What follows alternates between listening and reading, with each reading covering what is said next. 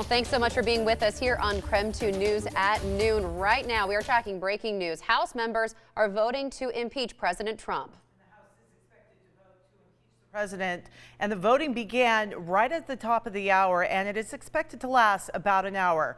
We will keep you updated throughout KREM 2 News at noon, and make sure to check in with the very latest.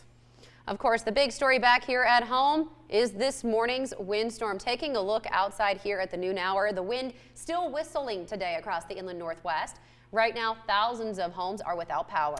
The brunt of the strong winds pushed through early this morning, but there is still a threat of gusty conditions that expected to last throughout the afternoon. And we do want to say welcome, everyone. We hope you are safe today as you watch KREM 2 News at noon. I'm Laura Papetti. And I'm Jen York. Of course, we want to get right to meteorologist Jeremy Legoo. You've been tracking this all morning long. Of course, the brunt of the storm likely has passed, but hey, it's still dangerous outside. Oh, it is. It's one of those situations where if you don't have to go outside, don't. Even though the bulk of our wind has gone by, we are still seeing the potential for some powerful wind gusts. And as we head into the afternoon, some of those wind gusts will be strong enough to cause additional damage. Early on this morning, temperatures started to drop. We dipped down into the 30s. Now we're back up into the 40s. We're going to hover about here as we head into the afternoon, but notice those winds out of the west at 41 miles per hour. The good news is they're out of the west. The other good news is the sun's out and the pressure is up to about 30 millibars, or excuse me, 30 right now. So it's still rising, and that's a bit of good news. Once that pressure kind of settles on its rising, that's when the wind will continue to die down. Wind gusts up to near 60 miles per hour are expected as we head into the afternoon, and that is going to be something we keep an eye on, Jen. All right, Jeremy. And we, of course, are tracking some breaking news also here at the noon hour. WashDOT reports 2 lanes of Interstate 90 are blocked right now in Spokane due to a down power line. So this is in the westbound lanes near the U.S. Highway 2 interchange. Drivers are asked to use caution while driving through that area. Right now, there is no timeline on when those lanes will reopen. But, of course, we'll keep you updated on KREM.com.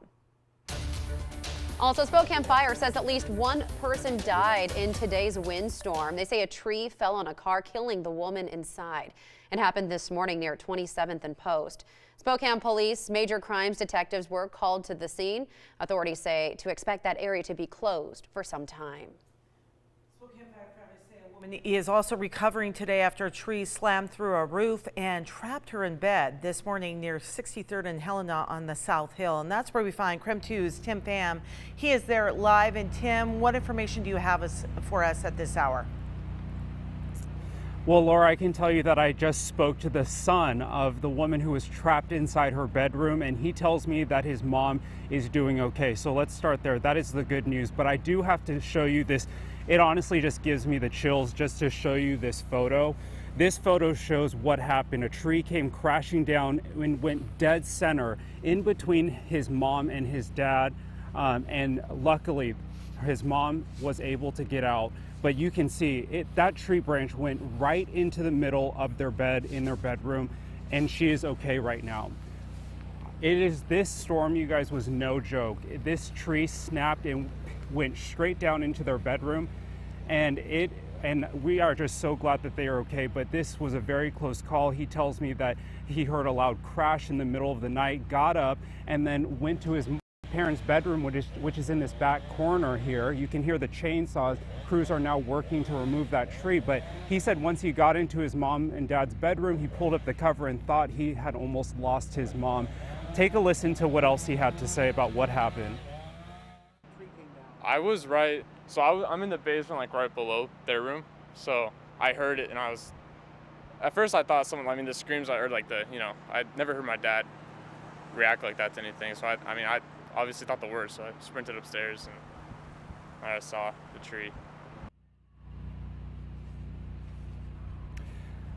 Yeah, and just here, it was a very scary moment for this family, and they're still shaken up by this, rightfully so. But I can tell you that the mom she said she's a little sore, but she's back here at home and is okay. That's the latest here on the South Hill. I'm Tim Pham. Back to you. Tim, that picture, that is startling. So glad to hear that she's okay here at the noon hour. Of course, the South Hill took the brunt of the damage here in the Spokane area. We do want to check in now with Dana Marie McNichol. Earlier, you were at Manitou Park. What are you seeing now? Well, Jen, right now I'm pretty close to Manitou Park on 24th between Hatch and Grand. And as you can see behind me, a tree has completely fell on 2 homes. And I've seen this a couple of times in this area.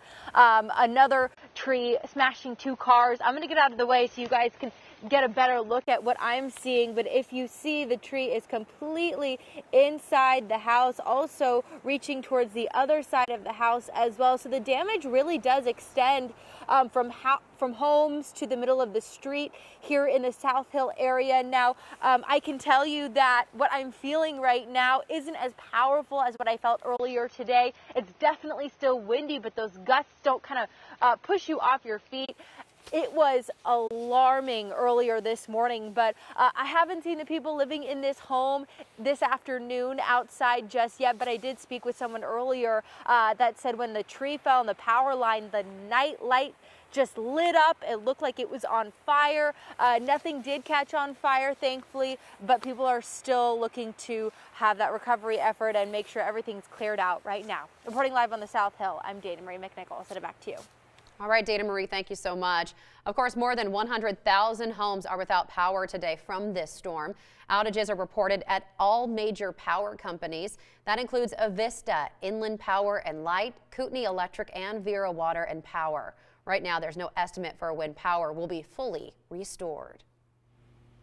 And now we want to take a look at damage around the region. Yeah, those pictures are unbelievable. Things just toppled over like they're toys, right? And they're actual parts of a building there. Okay, so let's take a look at some of the images that we've had come in throughout the last several hours. A tree fell right into a playground. This is at Sutton Park in Cheney, and you can take a look at that. No one's going to be playing there, at least for a little bit. Absolutely, and also in Cheney, this is near 5th and I. You can see that tree snap and fell right onto a home.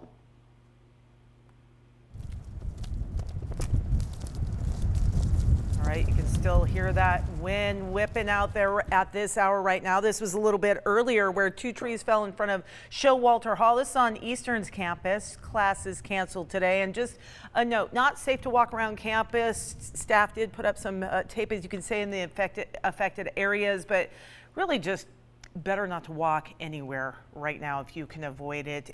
So many down power lines and trees in precarious situations. Really, that's prompting some warnings out there, Jen. Absolutely. It actually even prompted a warning from the city of Spokane to stay inside. And really not just for our safety, but for the crews so they can work on restoring power and damage. And we do want to welcome City of Spokane spokesperson Brian Coddington joining us now to talk about the city's response. First of all, Brian, no one, it seems right now, can catch a break. Certainly that's everyone working hard at the city. So we want to say thank you for taking the time to join us this afternoon. Tough couple hours. Yeah, thank you. Appreciate the opportunity to be on today. It has been a tough couple of hours. The storm really hit this morning with its greatest intensity right just before and as the commute was starting. So we had people up and there was activity that was happening throughout the community. And we've seen, as you've been reporting all morning long, there's been damage throughout the community. The South Hill and the Northwest neighborhoods appear to be the hardest hit at this point in time, but certainly there's damage all over the community today. Okay, talk specifically, briefly, if you can, about the request to stay inside and how important that really is to the city and to the workers. Yeah, we think we've seen the bulk of the intensity of the storm has passed. Obviously, it's still windy outside, but nowhere near what we saw early this morning. But because there's so much debris, because there's so many down power lines, Vista is working really hard to get at all the outages, but it's all over the community, and those are just not safe conditions. So we've asked people that if they can, to stay inside, if to not take unnecessary trips, and to really be extra cautious around any downed trees, to treat anything that's downed or damaged as if it was unsteady and unstable, to avoid any power lines, and to treat those as live lines and to contact Vista immediately if you do experience a down power line. If there's an immediate threat, to contact 911. Did you feel like the city, you guys were prepared? Did you expect this? Was this worse than you thought? Where are you at on that? Yeah, it's hard to know and predict the damage, but we certainly have been following and in contact with the weather service for the last 24 to 48 hours. And so we were prepared for a storm to move through. Some of the indications were that it was going to move into the outlying areas and not over the heart of the city itself. The city did take a lot of the brunt of the storm. We have, fortunately, our crews are already on winter weather schedules, so they work 24 hours, and so we had our crews redirected toward responding to damage immediately as it was starting to happen. We were able to call in our stormwater crews as well to supplement our streets crews. We held over firefighters. So we had a plan in place, and we are responding as quickly as possible. We're still just a few hours into this, and it'll take probably a few days for us to get through all the damage. We're prioritizing arterials and major intersections at this point for downed trees as well as signal outages. We've gotten generators to some of those major intersections that need to have power restored more immediately, and we'll continue to be on top of this throughout the day and night. Brian, we're in the middle of a pandemic. Businesses are already suffering badly, especially in that, we've got that downtown quarter, and we did not necessarily know it was going to hit this hard. Now dealing with damage. Briefly talk to me about that.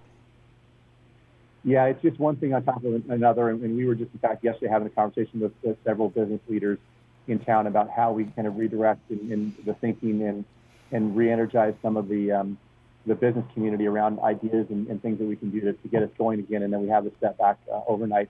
But Spokane's resilient, and so we'll move through this. Yeah. Well, Brian Coddington with the City of Spokane, thank you so much for carving out some time for us here on KREM 2 News at Noon. We certainly appreciate it.